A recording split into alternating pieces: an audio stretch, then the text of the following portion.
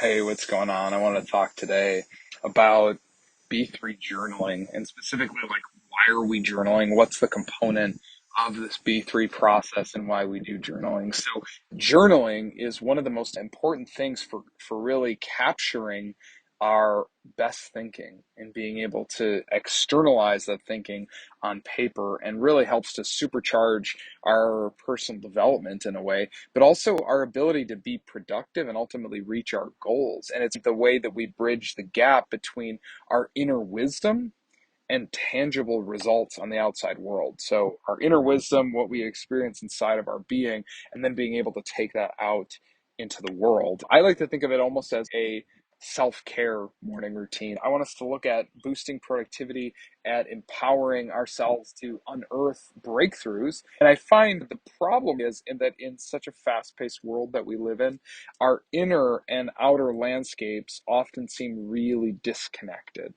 right? Our inner world and the world around us that's moving at a million miles a minute. And so the quest for sort of personal growth can feel overwhelming in a world that's constantly asking things of us. So to be able to bring up our inner world and match the speed at the world that's going on around us, sometimes these solutions seem elusive at times. And so amidst the hustle, I think finding a practice that bridges the gap between the mind and the body, it becomes essential. And so that's really what we're doing here. So as we put pen to paper, we establish a real direct link between your body and your mind, a very literal link between the way that my motor cortex in my brain calculates action, and then I actually put that pen to paper and take action. And that starts to propel me into action in the world when I end my B3 practice after 15, 20 minutes of practicing.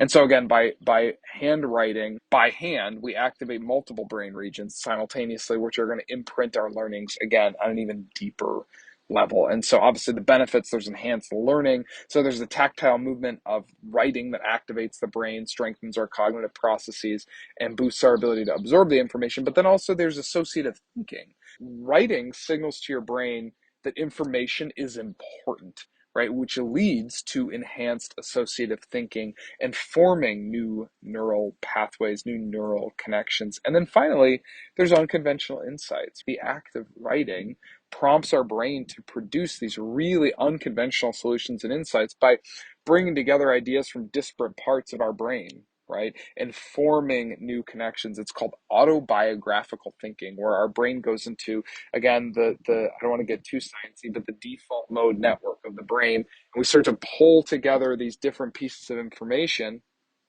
Another name for this is mind wandering mode, where we start to form these new novel connections, right? And new insights that suddenly just seem to hit us from out of nowhere. But again, a big part of that is actually just having a journal to be able to do that process.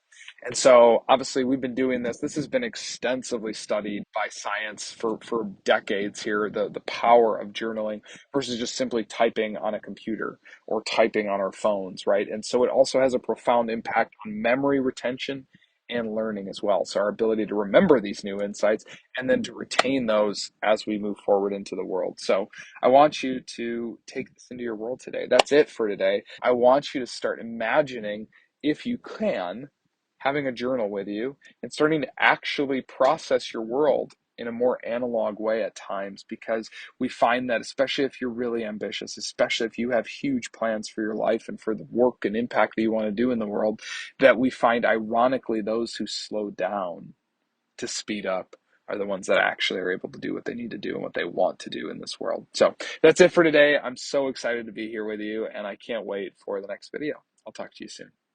And I'd say too, go ahead, comment below. I want to actually hear your thoughts. Like, what do you think of journaling? Do you use journaling? Is it something that you found to be useful? Is it something that you fall off of and you need some support in order to continue to journal? I'd love to hear more of your thoughts. Thanks so much.